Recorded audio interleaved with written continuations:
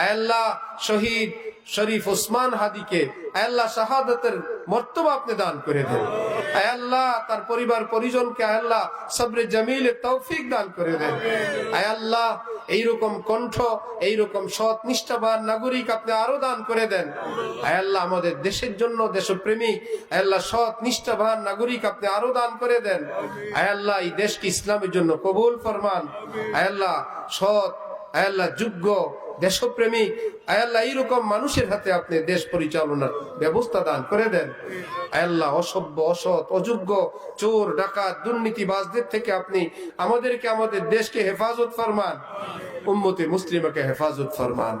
আয় আল্লাহ আমাদের দেশ নিয়ে দেশের ভিতরে বাইরে বহু ষড়যন্ত্র চলছে মাওলা। আয় আল্লাহ আপনি তো সবই জানেন, সব ষড়যন্ত্র আপনি নস্যাৎ করে দেন।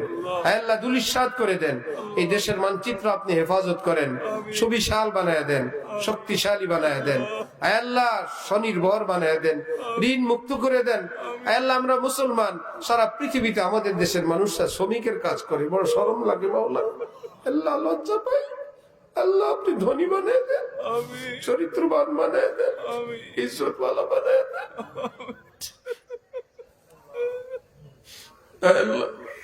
আমেরিকার লোক তো এই দেশে ভিক্ষা করতে আসে, কাজ করতে আসে।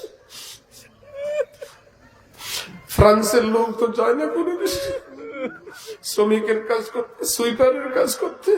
আয় আল্লাহ আপনি আমাদেরকে কাফেরদের ষড়যন্ত্র থেকে হেফাজত ফরমান, আমাদের দেশের ঋণগুলো পরিশোধ করে দেন।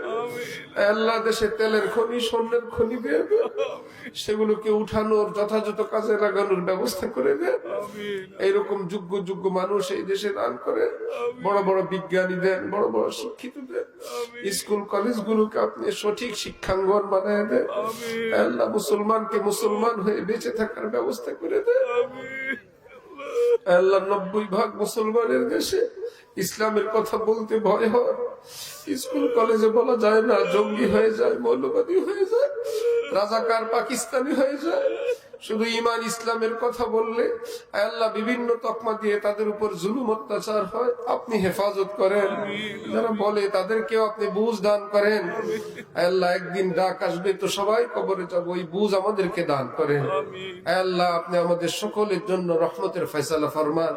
মুসলিম উম্মাহ যে যেখানে আছেন আপনি রহমত দান করেন। সব মাদ্রাসা মসজিদ দ্বীনের মারকাজ আপনি হেফাজত করেন। সব ওলামা হযরতের হায়াতে বরকত দান করেন।